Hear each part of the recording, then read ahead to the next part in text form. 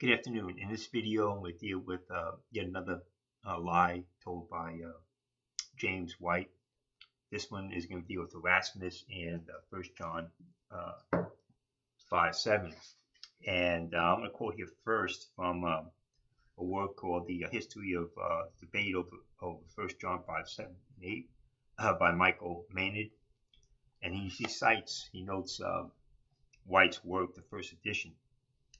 And he writes here, in endnote 29, page 85, White claimed controversy exists over the specifics, of Erasmus' challenge and the assertion of the comma. White insists that Rummel maintains that Erasmus did issue the challenge. Who is disputing that this remark of Erasmus was issued? No one. The point is not whether he issued one.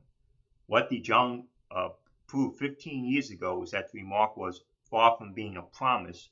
It was a retrospective account of what he had done, not a prior challenge.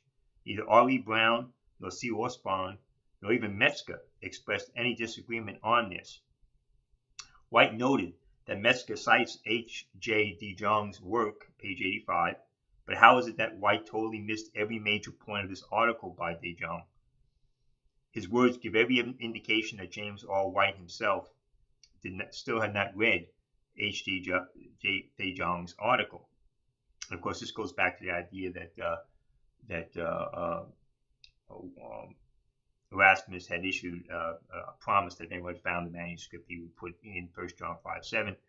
And this lie has been repeated ever since then. And Metzger, in his fourth edition, now admits that that's untrue.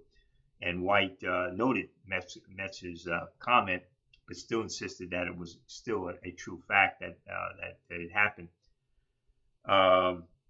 He quotes here, White here, since Erasmus had promised in his response to Lee to include the passage, should a Greek manuscript be found that contained it, he was constrained to insert the phrase on the third edition, which was presented with an Irish manuscript that contained the disputed phrase. And he cites White on page 61. White said he was constrained to restore it.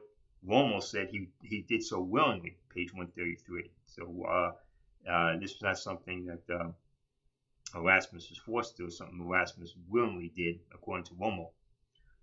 White then mentions not the Britannius, but the Montfort with Y. Rummel cited the outdated Harris for his endnote, which White simply reworded.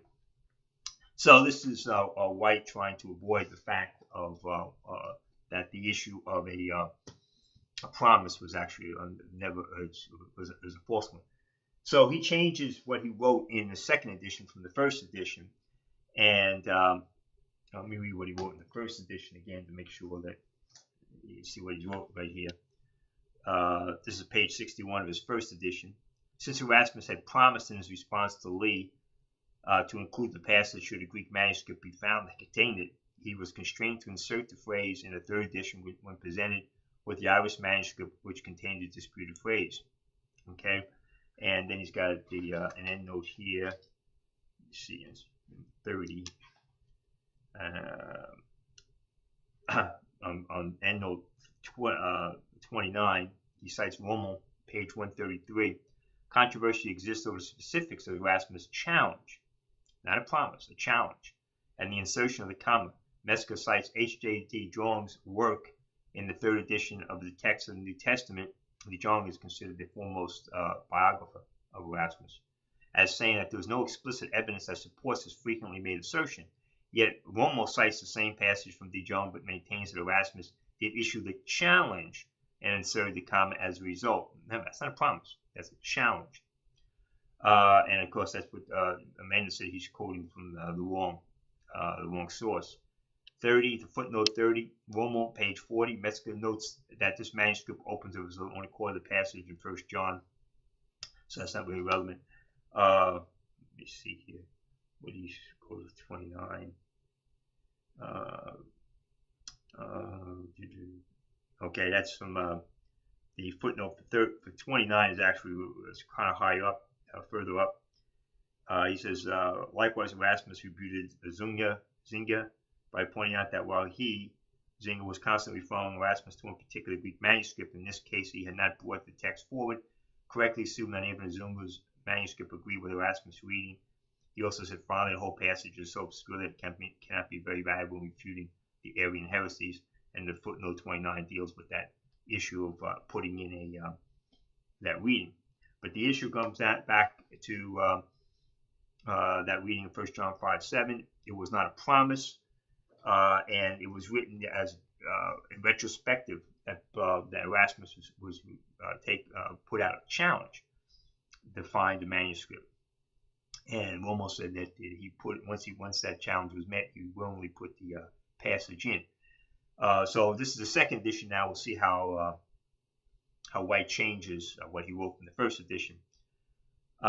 He says here, again, he quotes basically the same thing what they footnoted originally. I'm going to read the footnote. In Rummel 133, there was a controversy over the specifics of Erasmus' challenge and the insertion of the comma. Okay, now he's got here, yet Erasmus did include the comma in his 1522 edition. Why? Possibly, there was an inherent promise. See, now he's changed the thing to possibly, because he knows that it wasn't the case, but he still wants to put the possibility in there, and he puts the word promise in there. There's no promise in there, there's a challenge. Erasmus doesn't use the word promise, he uses the word challenge.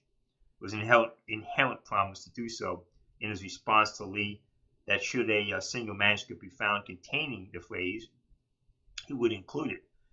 So Erasmus, rather than and he did so willingly. So he wasn't doing so as reluctantly as these guys want to have you think. Then he adds on the second possibility that he hadn't put in the first edition, or perhaps he did this simply to face one less obstacle in gaining acceptance for his Latin translation. So now unable to make the charge stick that the only reason 1 John 5:7 ended up in Erasmus' text is because of a promise that Erasmus made. Somebody created a manuscript to meet that in order to get that promise fulfilled. What White does is he now sees that as a possibility, and I'll read here from the footnote again here. Footnote number 32. In Rummel 133, there was a controversy over the specifics of Erasmus' challenge and the insertion of the comma in the text of the New Testament. Bruce Metzger cites H.J. Jong's work as saying there was no explicit evidence that supports this frequently made assertion. That's what these guys have, is assertions. That's what they do, is make assertions. Rummel cites the same passage from De Jong, but maintains that Erasmus did issue the challenge, not a promise, a challenge, and inserted the comma as a result.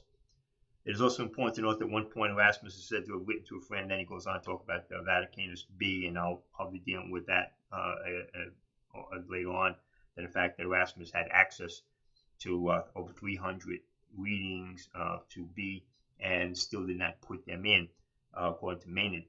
But again, here you have that often repeated myth, that Erasmus only put 1 John 5:7 in his text because of a promise he made, and in fact, his foremost biographer has proven that to be totally incorrect. Metzger accepts that as being incorrect.